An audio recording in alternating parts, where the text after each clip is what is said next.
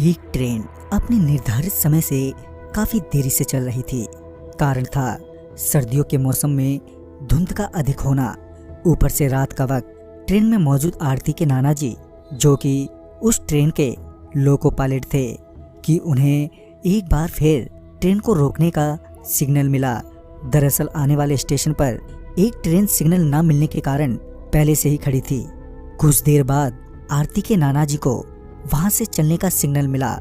तभी उन्होंने ट्रेन का इंजन स्टार्ट किया और चलने से पहले चेतावनी के तौर पर ट्रेन का हॉर्न बजाया, ताकि अगर कोई भी ट्रेन की पटरी के आसपास हो या पटरी पर हो तो वो वहां से हट जाए।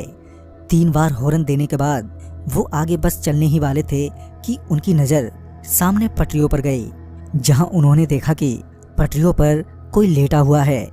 यूं तो धुंध की वजह से कुछ साफ साफ नहीं दिख रहा था, मगर ट्रेन की लाइट से पता चल रहा था कि कोई तो है जो सफ़ेद कपड़े पहने पटरियों पर लेटा है। आरती के नाना जी उसे वहां देखकर हैरान थे। कायदे से तो उसे अब तक हॉर्न की आवाज़ सुनने के बाद पटरियों से हट जाना चाहिए था, मगर वो तो अपनी जगह से टस से मस ही नहीं हो रहा था। आरती के नाना जी ने ट्रेन के विंडो से उसे आवाज़ देते हुए कहा, अरे भाई, हॉर्न की आवाज़ सुनाई नहीं दे रही क्या? चलो अब हट भी जाओ पटरियों से। मगर उनके कई बार कहने के बावजूद भी वो वहीं ज्यों का त्यों ही पड़ा रहा। अब आरती के नाना जी को गुस्सा आने लगा था। वो मन ही मन सोच रहे थे कि कैसा आदमी है ये, इतनी तेज हॉर्न की आवाज़ से भी इसे कुछ फर्क नहीं पड़ा। वो ये सोचते हुए ट्रेन से नीचे उतरे और वो उसकी ओर बढ़े। जब आरती के नाना जी उसके करीब पहुंचे तो उन्हें पता चला कि वो एक 15 से 16 साल तक का लड़का है।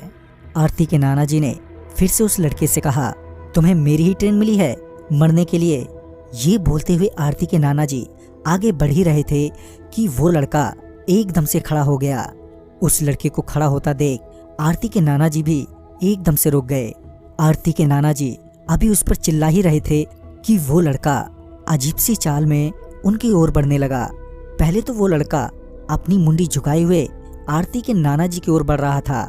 जब वो आरती के नाना जी के करीब पहुंचा तो उसने अपनी मुंडी ऊपर की तो उसकी नज़र सबसे पहले आरती के नाना जी के गर्दन पर गई।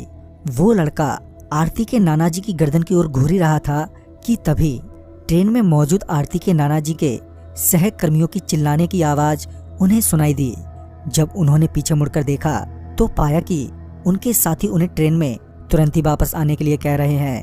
साथ ही वो सारे काफ़ी डरे हुए भी लग रहे थे। आरती के नाना जी समझ नहीं पा रहे थे कि अचानक ही उनके साथियों को क्या हो गया। उन्होंने अपने साथियों को जवाब देते हुए कहा, हाँ हाँ आता हूँ, पहले इस लड़के से तो निपट लूँ।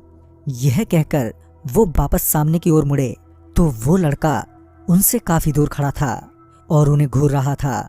आरती के नाना जी का गुस्सा अभी शांत नहीं हुआ था, मगर पहले ही उन्हें काफ़ी देर हो चुकी थी और वो अब और देर नहीं कर सकते थे।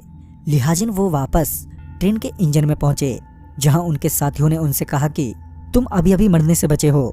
वो कोई लड़का नहीं था, तुमने शायद उसके पैरों को ध्यान से नहीं देखा। उस लड़के के पैर उल्टे थे। अपने साथियों की बात सुनने के बाद वो एकदम से सदमे में आ गए। तभी उन्होंने मामले की गंभीरता को समझते हुए तुरंत ही ट्रेन स्टार्ट की और वो वहां से निकल गए।